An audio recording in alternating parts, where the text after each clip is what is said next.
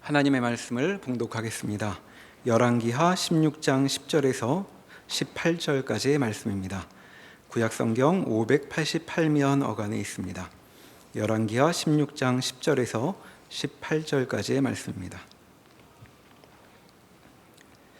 아하스 왕이 아수르의 왕 디글랏빌레셀을 만나러 다메섹에 갔다가 거기 있는 제단을 보고 아하스 왕이 그 제단의 모든 구조와 제도의 양식을 그려 제사장 우리야에게 보냈더니 아하스 왕이 다메섹에서 돌아오기 전에 제사장 우리야가 아하스 왕이 다메섹에서 보낸 대로 모두 행하여 제사장 우리야가 제단을 만든지라.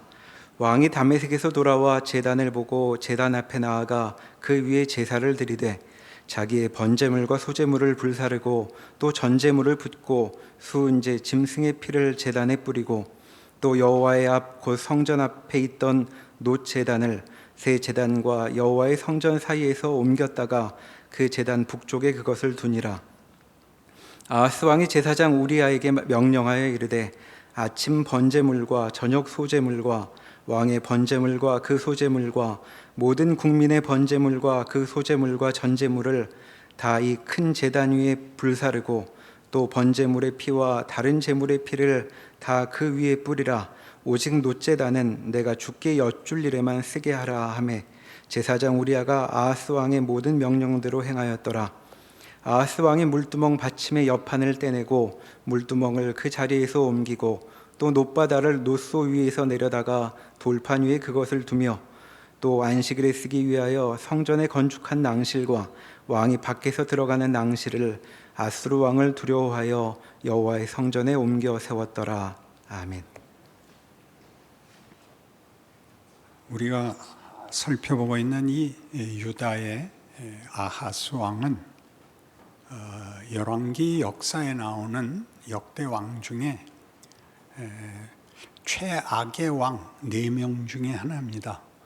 그 4명은 누구냐면 여로보암, 아합, 그리고 이 아하스, 므낫세, 이렇게 4명의 왕이 최악의 왕입니다. 각각의 그 최악의 그 내용이 다릅니다만 이 아하스에게서 일어나는 최악의라는 의미는 매우 복잡하고 깊은 내용이기 때문에 좀 여러분 집중하시고 성경을 읽어내시기 바랍니다. 지금 아하스는 당시에 가장 큰 문제가 북왕국과 아람이 연합해서 남왕국을 치러 오는 국가의 존폐 위기에 처한 것이 아하스의 정체, 그가 최악으로 평가되는 이유를 설명하고 있습니다.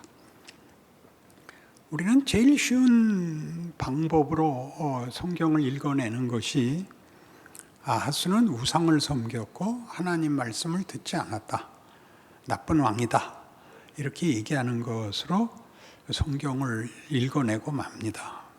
그러니까 히스기야 같이 잘하지 이렇게 하면 매우 간단하지만 문제는 아하스가 역사 속에 있었고 그의 잘못된 것들에 대하여 성경이 우리 예수를 믿게 되는 모든 후손들에게 살펴보기를 바라는 것이다 하는 걸 잊지 않아야 됩니다. 그는 잘했다, 그는 못했다 이렇게 얘기하는 것은 얼마나 무책임합니까? 그러니까 판정은 내릴 수 있지만 본인의 책임은 아무것도 없는 판정이 되어서 마치 자기가 자신은 옳은 것 같고 자기 책임을 다한 것 같이 생각이 드는 것, 여기를 이제 파헤쳐야 됩니다. 옳은 것을 옳다 하고 그른 것을 그르다 하면 그게 자기 책임이 끝난 것 같이 생각하는 걸 오늘 뒤집어야 되니까, 사실은 오늘 성가대가 이렇게 은혜롭게 찬송하고 난 다음에 이렇게 뒤집으면 매우 죄송하지만 우리가 예수가 왜 십자가를 지심으로써 기독교를 증명하고 근거하는가에까지 꼭 들어가야 되니까 차근차근 따라 들어오셔야 여러분들 지금 현실 속에서 만나는 예수를 믿었는데 왜 고달픈가? 왜 내 생각과 다른가? 하는 문제를 들을 수 있습니다. 2부 때는 매우 높여서 했는데 지쳤습니다. 호응은 없고 째려만 보는 그런 긴장된 상태로 마쳤기 때문에 3부에서는 어떻게 해서든지 아멘을 끌어내기 위해서 그래서 이 아하스가 지금 직면하고 있는 문제는 북왕국과 아람이 연합해서 쳐들어오는데 이유는 뭐냐 하면 원래 열왕기 내내 최고의 주족은 아람입니다. 아람은 북왕국 이스라엘 위에 있는 나라입니다. 그러니까 우리식으로 이해를 가지려면 북왕국은 지금의 우리 북한 같고 아람은 그 뒤에 있는 중국 같습니다. 그런데 이때쯤 그 뒤에 아수르라는 제국이 일어나는데 여기가 더 큰 세력이 되어서 우리가 이해를 돕자면 러시아 이렇게 되는 겁니다. 그래서 그 아람과 북왕국 이스라엘이 왜 쳐들어오느냐 하면 아수르를 대적하기에는 하나의 나라로는 대적을 할 힘이 모자라서 북왕국 이스라엘과 남왕국 유다와 이렇게 세 나라가 연합을 하자. 그래서 아수르에 대항을 하자 하는데 어찌된 셈인지 아하스가 거기에 불응합니다.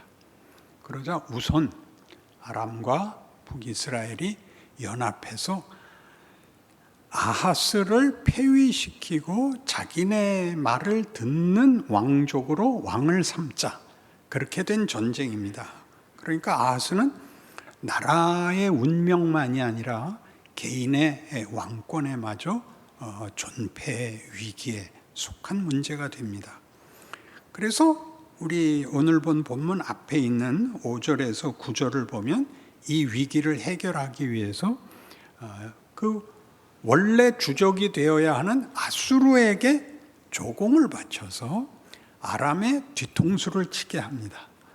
그래서 그러기 위해서 성전의 보물들과 왕궁의 보물들을 다 아수르에 보내서 아수르로 하여금 뒤를 치게 해서 아수르가 북왕국 위에 있는 아람의 수도 다메섹까지 들어옵니다. 그래서 거기에 보는 바와 같이 이제 디글랏 빌레셀이라는 아수르 왕에게 부름을 받고 아하스가 다메섹에 갔다가 거기에 있는 아람 왕국의 제단을 보고 그 나라의 우상신을 섬기는 제단을 보고 돌아와서 성전의 제단을 고칩니다. 그때는 아람 우상을 섬기려고 한 것이 아니라 여호와를 섬기는 제단이 너무 질박하고 조금 뭐라 그래요? 이렇게 못나 보인다 해서 화려하게 고칩니다. 그러니까 여호와를 완전히 떠나지 않습니다. 그러나 역대하 28장을 여러분이 집에 가서 보시면 역대하에서는 아주 그 모든 걸 나쁜 짓 한 걸로 반박을 하고 있는데 그러면서 아람이 섬기던 신, 말하자면 가나안의 신들도 불러오고 여호와 신앙이 가나안의 모든 우상신과 격이 이렇게 같아지는 대로 혼합 종교가 됩니다. 그래서 우리 지난 시간에 한 바와 같이 그는 자기 아들, 자기 자식을 몰록이라는 가나안 우상에게 제물로 바치는 일까지 했다는 걸 우리가 보았습니다. 그런데 이 일은 아하스의 할아버지는 우시야였고 아버지는 요담이었는데 둘 다 여호와 앞에 정직한 왕이다라는 평가를 받았습니다. 그리고 아하스 다음 자식 히스기야도 아주 선한 왕입니다. 그는 왜 이 가운데서 느닷없이 이렇게 못난 왕이 됐을까 하는 것이 우리의 물음이고 살펴봐야 할 관심사입니다. 그 16장 바로 앞에 있는 15장 끝 37절과 38절을 보면 그때 여호와께서 비로소 아람 왕 르신과 르말랴의 아들 베가를 보내어 유다를 치게 하셨더라 이렇게 됩니다.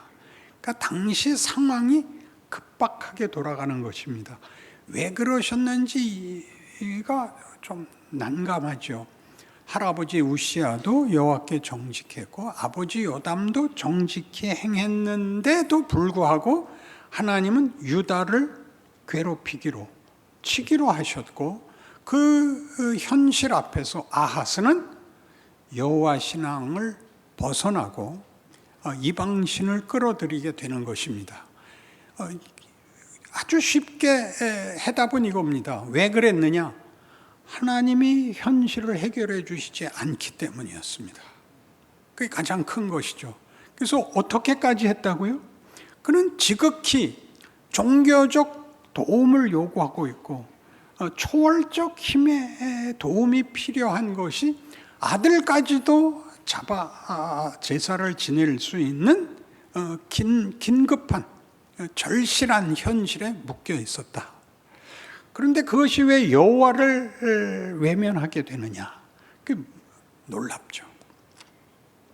그러니까 우리의 신앙에서도 가장 해결이 안 되는 게 뭐냐면 예수를 믿어서 덕본 게 없다는 현실입니다. 2부 때도 이 얘기를 했더니 다 뜻밖인 것 같은 표정을 짓고 자기는 그럴 리가 없다 그러는데 우리는 사실 이 문제는 서로 건드리지 않고 넘어가는 부분입니다. 현실은 우리 생각과 다릅니다. 여기가 문제죠. 아하스는 결국 여러 신, 누구든 우리 옛날 무속신앙에 이렇게 돼 있죠. 하늘에는 하늘신, 땅에는 땅신, 고목나무에는 고목신, 누구라도 좋으니 동천지 감귀신 하사 떡두꺼비 같은 아들 하나 주옵소서. 새벽 겨울에 흰 소복 입고 우물가에 나가 냉수로 온몸에 샤워를 하면서 빌었던 지성이면 감천이라는 데서 못 벗어나고 있는 겁니다.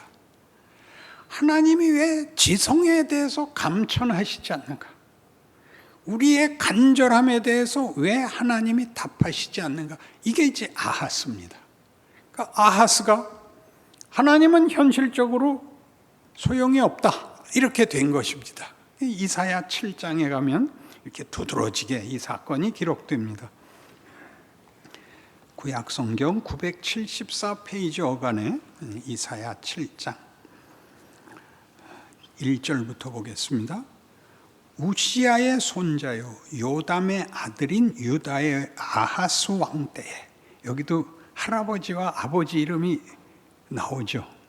우시아와 요담의 아들임에도 불구하고가 되는 겁니다. 아람의 르신 왕과 르말랴의 아들 이스라엘의 베가 왕이 올라와서 예루살렘을 칩니다. 결과는 나옵니다. 이기지 못하지만 이 결과는 하나님이 보호를 했고, 아하스 편에서는 아수르 왕에게 예보를 보내어 아람의 뒤를 치게 함으로써 이 전쟁에서 승리가 아닌 살아남는 정도의 결과를 가지게 되었다. 이렇게 얘기합니다. 2절 어떤 사람이 다윗의 집에 알려 이르되 아람이 에브라임과 동맹하였다 하였으므로 왕의 마음과 그의 백성의 마음이 숲이 바람에 흔들림같이 흔들렸더라. 그러니까 절대절명의 자리에 이르게 됩니다. 그때 하나님이 이사야를 보내서 아하스에게 말하기를 이 두 왕이 쳐들어오는 걸 겁을 내지 마라. 이 둘은 연기나는 부지깽이에 불과하다. 한참 불이 붙고 있는 나무가 아니라 불 꺼진, 그래서 연기만 모락모락 나는 불타버린 부지깽이와 같다. 네가 이 내 말을 믿을 수 없다면 높은 데서든지 깊은 데서든지 징조를 구해라.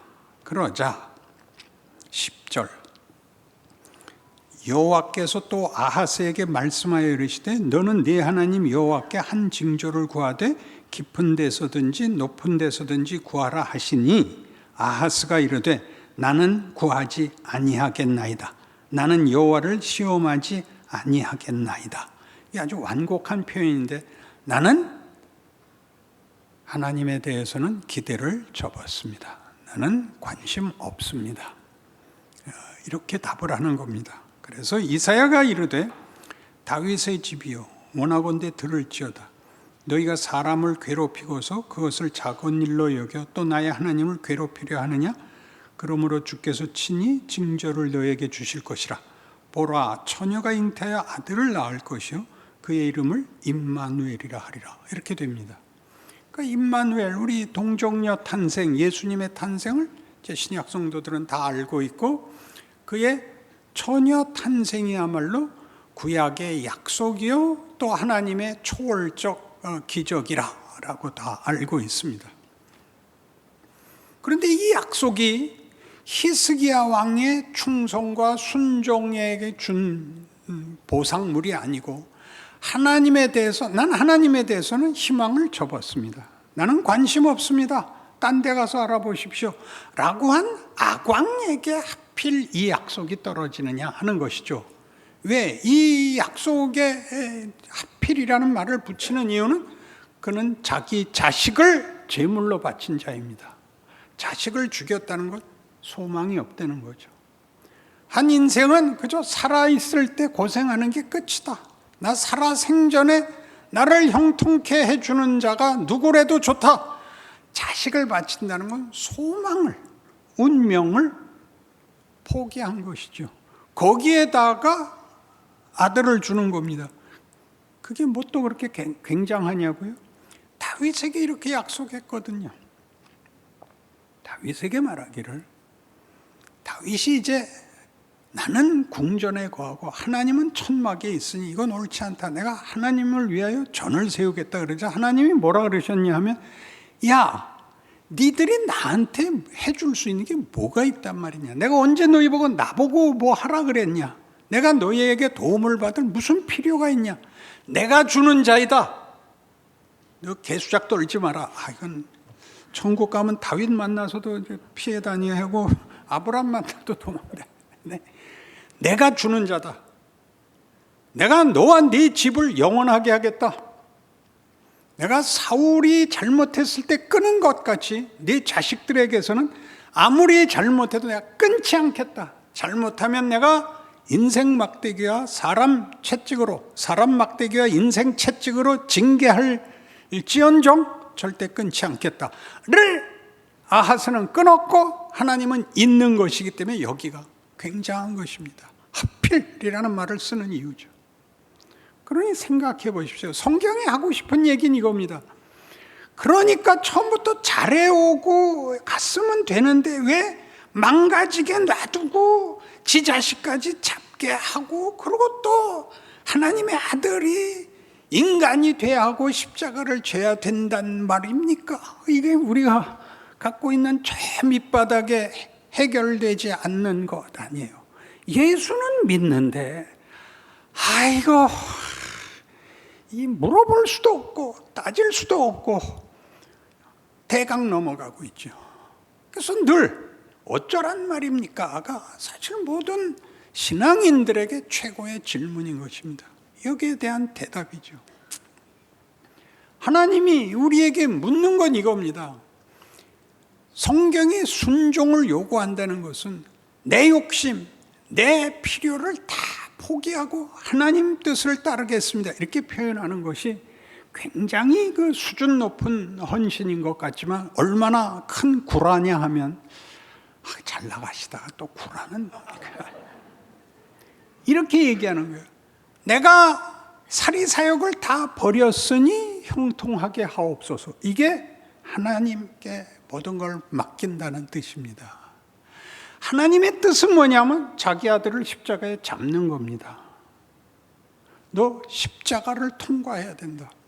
아무든지 나를 따르려거든 자기를 부인하고 자기 십자가를 져야 된다. 이렇게 선언하는데 하나님이 무엇을 하고 싶으시냐? 우리에게 무슨 목적을 갖고 있냐? 어떻게 하겠다는 거냐를 떠나서 진심을 바치면, 그러니까 도덕성과 종교성을 가지면 하나님이 보상을 해줘야 된다는 공식으로 묶인 바람에 우리는 모두 실제적으로는 히스기야도 다윗도 아니고 아하스다 이겁니다. 안 믿는 건 아니지만 제대로 믿는 건 아닌 것입니다. 어디에 그 증거가 있다고요? 우리는 진정한 현실에 대해서는 하나님과 의논을 할 수가 없습니다. 왜 이래요? 이게 뭐예요? 그냥 편안할 때는 잊고 살고 어려워지면 원망하고 그리고 회개하고 계속 원망했다는 또 겁나잖아요. 그러니까 또 와서 회개하고. 그렇지만 사실 해결되지는 않았. 여기가 가장 큰 문턱인 것입니다. 그러니 생각하십시오. 하나님이 우리에게 뭘 만들고 싶어요? 하나님은 우리가 하나님의 영광의 찬송이 되길 바라십니다. 그 길을 오려면 죽음을 넘어서 와야 된다 그러십니다.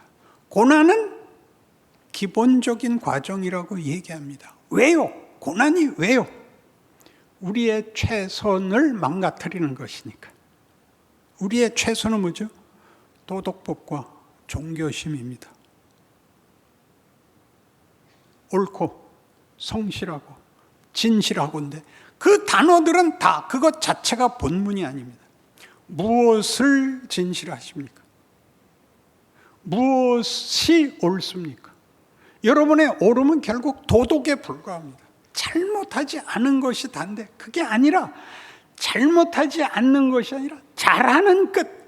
잘하는 건 선보다 더 의와 진리와 생명에 대해서 하나님은 우리에게 예수를 보내셨고 십자가로 증명하셨고 성령을 보내셔서 우리 인생 내내 볶으십니다. 말하자면 더 가자.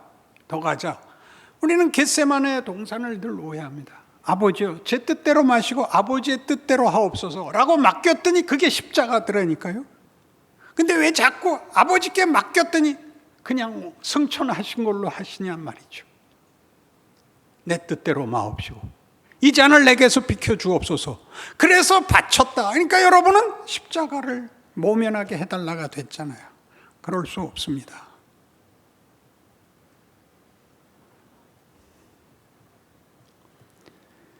왜 이렇게 하신다고요? 하나님은 우리에게 아버지가 되시겠답니다. 우리는 주인에게 혹은 왕에게 보상을 받는 신 하나, 백성이 아니라 그의 자식입니다. 그의 기업을 이으며 그의 이름을 잇게 됩니다. 우리는 그를 아버지라고 부르며 예수 그리스도께서는 우리 중에 맏이 된다, 맏이가 된다 하셨습니다. 많은 형제 중에 맏이가 되기로 하셨습니다. 그 기독교란 굉장한 것이죠. 신의 성품에 참여하며 신과 연합하여 사랑과 믿음이라는 관계를 누리는 존재로 부름을 받는 것입니다. 여러분이 이렇게 마음에 대답하죠. 그건 딴 사람 시키시고요. 저는 그냥 이렇게 잘 살다 고생 안 하고 살다 죽게만 해주세요. 그 죽은 다음엔 천국에서 눈 뜨게 해주세요. 나는 그 꼴은 못 본다. 이게 십자가입니다. 날도 더운데 왜 그러세요? 이게 진정한 성경이 증언하고 싶은 예수가 무한히 전능하시니가 우리의 손에 우리의 육체와 시간과 우리의 반발과 우리의 포각 속에 자신을 맡기사 찢어놓고 열어놓는 십자가 사건이며 성육신 사건이며 지금 여기 약속하는 누구에게? 아하스에게. 우리 모두가 가지는 이 반발과 이 혼란과 이 외면하고 싶은 이 현장이 하나님 일하시는 것 때문에 일어나는 일이라고. 그러니까 여러분이 마음이 편안하고 기쁨과 찬송이 나오는 때는 사실은 여러분이 도덕적으로 든든할 때입니다. 진정한 기쁨은 우리의 어떤 절망이나 어떤 곡절 속에서도 하나님의 일하심이 우리와 분리되는 일은 없다. 이것이 나를 만든다라는 걸 아는 것입니다. 거기를 뚫는 것입니다. 언제나 하나밖에 없는 것이 아깝습니다. 여러분, 기독교란 그런 종교입니다. 세상의 모든 종교가 구원이라는 단어를 쓰지 못합니다. 모든 종교는 다 도덕법입니다. 착하게 살자. 그래서 착한 것으로 대접받자입니다. 기독교는 그렇게 얘기하지 않습니다. 우리는 사망을 극복하는 종교입니다. 우리의 자랑과 우리의 최선이 만들어낼 수 있는 것이 사망 아래 아무짝에도 쓸모없다는 것을 보이므로 영생을, 영광을 신의 자녀라는 지위로 부르고 있는 복음이요, 하나님의 하나님 되시는 주장이요, 하나님으로서 우리를 붙잡고 계시는 끊어질 수도 방해받을 수도 없는 현실입니다. 우리가 그 현장에 있다는 사실을 늘 믿음 가운데서 기억하셔서 모든 시험과 유혹과 곡절들 속에서 그것들이 나를 만든다, 그 이상의 것을 만든다라는 더 깊은 목표로 여러분을 붙들어내시고 극복하시는 위대한 삶을 사시기를 바랍니다. 기도하십시다. 하나님 아버지, 우리는 밤낮 그저 행복한 인간으로 사는 게 전부인데 하나님께서는 우리를 예수 안에서 당신의 자녀로 부르십니다. 그 위대함과 그 영광과 그 명예와 그 기적을 기억해 하사 우리의 삶이 만들어내는 하나님의 부활과 승리의 기적을 경험하는, 살아내는, 열매 맺는 진실한 찬송이 되게 하옵소서. 예수님 이름으로 기도합니다.